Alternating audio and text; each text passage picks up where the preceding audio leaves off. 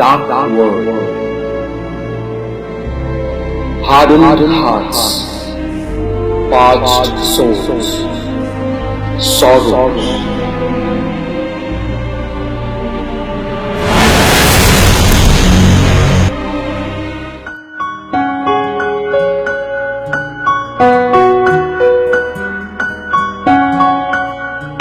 Philokalia, love of the beautiful.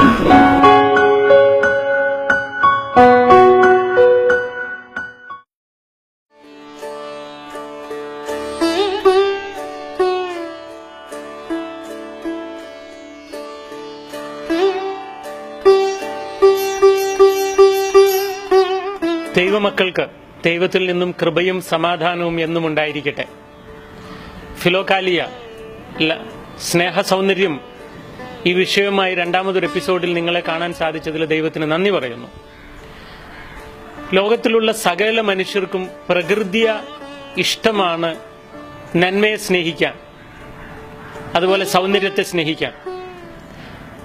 പക്ഷെ നമുക്ക് എന്താണ് സത്യത്തിൽ നന്മ എന്നോ എന്താണ് സത്യത്തിൽ സൗന്ദര്യമെന്നോ തിരിച്ചറിയാൻ പറ്റിയിട്ടില്ല. സൗന്ദര്യത്തെക്കുറിച്ച് പലർക്കുമുള്ള കാഴ്ചപ്പാട് വ്യത്യസ്തമാണ്. എന്റെ കാഴ്ചപ്പാടല്ല നിങ്ങൾക്ക്, നിങ്ങളുടെ കാഴ്ചപ്പാടല്ല എനിക്ക്. അതുപോലെ നന്മയെക്കുറിച്ച് എനിക്കുള്ള കാഴ്ചപ്പാടല്ല നിങ്ങൾക്ക്, നിങ്ങൾക്കുള്ള കാഴ്ചപ്പാടല്ല എനിക്ക്. പലർക്കും കള്ളുകുടിക്കുന്നത് നന്മയായി തോന്നുന്നു, പലർക്കും തിന്മയായി തോന്നുന്നു. പലർക്കും പലരെയും സ്നേഹിക്കുന്നത് നന്മയായി തോന്നുന്നു, പലർക്കും അത് തിന്മയായി തോന്നുന്നു. പലപ്പോഴും മാതാപിതാക്കൾ മക്കളോട് പലതും ചെയ്യരുതെന്ന് പറയുമ്പോൾ നന്മയായത് ചെയ്യരുതെന്ന് മാതാപിതാക്കൾ പറഞ്ഞ പോലെ തോന്നും. പലർക്കും മാതാപിതാക്കൾ ചിലത് ചെയ്യുമ്പോൾ തിന്മയാണ് അവർ ചെയ്യുന്നതെന്ന് തോന്നും, പക്ഷെ മാതാപിതാക്കൾക്ക് അത് നന്മയാണ്. അപ്പൊ എങ്ങനെയാണ് നമുക്ക് നന്മയെയും തിന്മയെയും തിരിച്ചറിയാൻ പറ്റുക? അതിനെ എങ്ങനെ നമുക്ക് നമ്മളിൽ വളർത്താൻ പറ്റും? പിന്നെ ഇത് പറയുമ്പോൾ പലരുടെയും ഉള്ളിൽ ഇപ്പൊ പെട്ടെന്നൊരു ചിന്ത ഉണ്ടാകാം, ഓ എനിക്കറിയാം നന്മ എന്താണെന്ന്. അതെന്തിനാ ഇപ്പൊ നിങ്ങൾ ഇങ്ങനെ കാര്യമായിട്ട് വലിയൊരു കോംപ്ലിക്കേഷൻ ഉണ്ടാക്കുന്നത്? സത്യമാണ്, ഇപ്പൊ പലർക്കും നന്മ എന്താണെന്ന് വ്യക്തമായി അറിയാം, എങ്കിലും തിന്മയെ പ്രേമിക്കാനാണ് അവർക്ക് സാധിക്കുന്നത്. അതായത് ഉള്ളിന്റെ ഉള്ളിൽ നന്മ എന്താണെന്ന് വ്യക്തമായി അറിയാം, പക്ഷെ നന്മയെ പിന്തുടരാൻ അവർക്ക് പറ്റുന്നില്ല. തിന്മയാണ് അവരറിയാതെ പിന്തുടർന്നു പോകുന്നത്. ഞാൻ പണ്ട് അറബി കോളേജിൽ പഠിക്കുന്ന കാലത്ത് എന്റെ ഒരു ഉസ്താദ്, അഹ്സനി ഉസ്താദ്, എന്നെ പഠിപ്പിച്ചൊരു പ്രാർത്ഥന ഞാൻ ഒരിക്കലും മറക്കില്ല. അറബിയിലാണ് പ്രാർത്ഥന, ഇങ്ങനെയാണ്: അല്ലാഹുമ്മ അരിനൽ ഹഖ ഹഖൻ വർസുഖ്ന ഇത്തിബാഅഹ വ അരിനൽ ബാതുല ബാതുലൻ വർസുഖ്ന ഇജ്തിനാബഹ ആമീൻ ബിറഹ്മതിക യാ അർഹമർ റഹീമീൻ. അർത്ഥം ഇത്രേ ഉള്ളൂ: അല്ലാഹുമ്മ അരിനൽ ഹഖ ഹഖൻ വർസുഖ്ന ഇജ്തിനാബഹ, വിച്ച് മീൻസ് അല്ലാഹുവേ, നന്മയെ നന്മയായി മനസ്സിലാക്കാനും നന്മയെ പിന്തുടരാനും കൃപ തരണേ. അടുത്തത്, തിന്മയെ തിന്മയായി മനസ്സിലാക്കാനും തിന്മയെ വർജിക്കാനുമുള്ള കൃപ ഞങ്ങൾക്ക് നീ നൽകണേ. എനിക്ക് തോന്നി ഇതൊരു നല്ല പ്രാർത്ഥനയാണ്. എന്റെ കൂട്ടുകാരൊക്കെ ഈ പ്രാർത്ഥന ഒന്ന് പഠിക്കുന്നത് നന്നായിരിക്കും. ഈശോയെ, നന്മയെ നന്മയായി മനസ്സിലാക്കാനും നന്മയെ പിന്തുടരാനും കൃപ തരണമേ.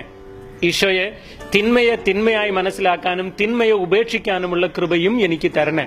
ദൈവത്തെ ആശ്രയിച്ച് നമുക്ക് നന്മ എന്താണ് തിന്മ എന്താണെന്ന് പഠിക്കണം. കാരണം ഞാനിത് പറയാൻ കാരണം, ഇത് ഒരു രാത്രി കൊണ്ട് നമുക്ക് നേടിയെടുക്കാൻ പറ്റില്ല. നന്മ എന്താണെന്ന് നിങ്ങൾക്കറിയാം, പക്ഷെ അതിനെ പിന്തുടരാൻ ഒരു സെക്കൻഡ് കൊണ്ട് നമുക്ക് ട്രെയിനിങ് കിട്ടുന്നൊരു പരിപാടിയല്ല. ഞാൻ ഓർക്കുകയാണ്, ഞാൻ ആദ്യമായിട്ട് ഡ്രൈവിംഗ് പഠിക്കുന്നത് 1998. ഞാൻ ഡ്രൈവിംഗ് ലേണേഴ്സ് ലൈസൻസ് എടുത്ത് ഡ്രൈവിംഗ് പഠിച്ച് അതിന്റെ ത്രില്ലില് ഒരു കാറും കൊണ്ട് ട്രിവാൻഡ്രത്ത് നിന്നും ഞാൻ ചാലക്കുടിക്ക് ഓടിച്ചു പോന്നു. പഠിച്ച ആ ത്രില്ലാണ്.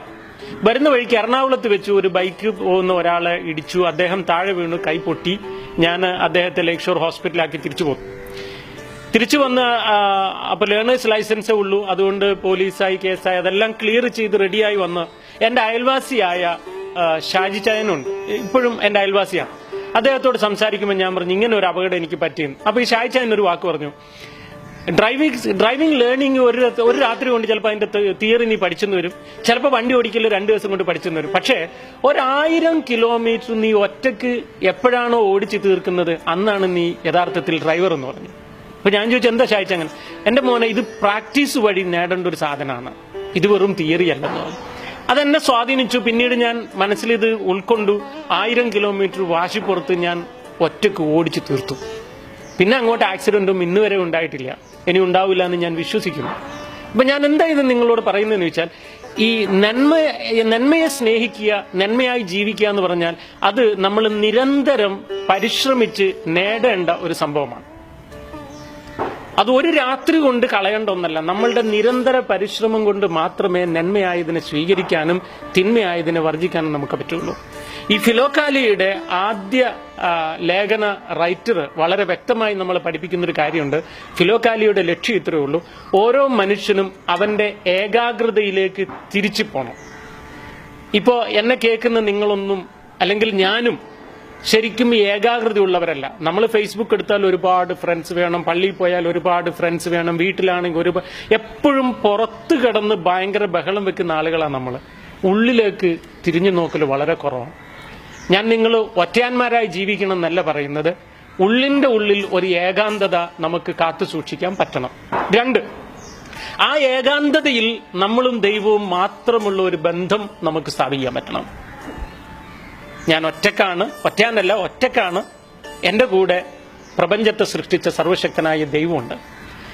അങ്ങനെ നമ്മൾ ഏകാന്തതയിലേക്ക് തിരിച്ചു വരികയും നിരന്തരം പ്രാർത്ഥനയിലാകുകയും ചെയ്യും. ഇത് രണ്ടുമായി കഴിഞ്ഞാൽ പിന്നെ നമുക്ക് പുറത്തേക്ക് വരാം. പിന്നെ നിങ്ങൾക്ക് ഫേസ്ബുക്കിൽ ഫ്രണ്ട്സ് ആകാം, വാട്സപ്പിൽ ഫ്രണ്ട്സ് ആകാം, ട്വിറ്ററിൽ ഫ്രണ്ട്സ് ആകാം, വൈബറിൽ ഫ്രണ്ട്സ് ആകാം. പിന്നെ ഇഷ്ടംപോലെ ആളുകളോട് നിങ്ങൾക്ക് പോയി സംസാരിക്കാം. ഇങ്ങനെ പുറത്ത് നിങ്ങൾ പോയി അധ്വാനിക്കണം. പിന്നീട് നിങ്ങളുടെ ബുദ്ധി കൊണ്ട് നിങ്ങൾ അധ്വാനിക്കണം, നിങ്ങളുടെ ആരോഗ്യം കൊണ്ട് നിങ്ങൾ അധ്വാനിക്കണം, നിങ്ങൾ സമ്പാദിക്കണം. സമ്പാദിച്ചു കഴിഞ്ഞിട്ട് നിങ്ങളുടെ ആവശ്യങ്ങൾ നടന്നു കഴിഞ്ഞാൽ പിന്നെ നിങ്ങളുടെ അത്യാവശ്യങ്ങൾ നടന്നു കഴിഞ്ഞാൽ പിന്നെ നിങ്ങളുടെ ആവശ്യങ്ങളോ ആഗ്രഹങ്ങളോ അത്യാഗ്രഹങ്ങളോ നടത്താൻ നിങ്ങൾ പോകേണ്ടതില്ല. മറിച്ച് നിങ്ങളുടെ അത്യാവശ്യം നടന്നു കഴിഞ്ഞാൽ നിങ്ങളുടെ അയൽവാസികൾക്ക് ആർക്കെങ്കിലും അത്യാവശ്യം ബാക്കിയുണ്ടോ?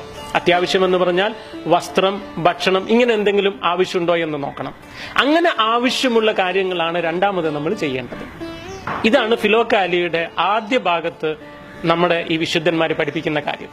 ഒന്ന്, നമ്മൾ ഓരോരുത്തരും നന്മ തിന്മയെ തിരിച്ചറിയണം, നന്മയെ സ്നേഹിക്കണം. അങ്ങനെ നന്മ എന്താണെന്ന് തിരിച്ചറിഞ്ഞാലും സ്നേഹിക്കാൻ പറ്റുന്നില്ല. സ്നേഹിക്കാൻ പറ്റാതെ പോകുന്നവർക്ക് ട്രെയിനിങ് ആവശ്യമാണ്, നിരന്തര പരിശ്രമം ആവശ്യമാണ്.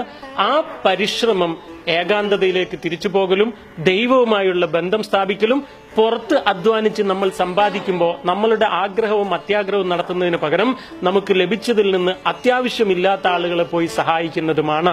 സർവശക്തനായ ദൈവം സമൃദ്ധമായി എന്നെയും നിങ്ങളെയും അനുഗ്രഹിക്കട്ടെ.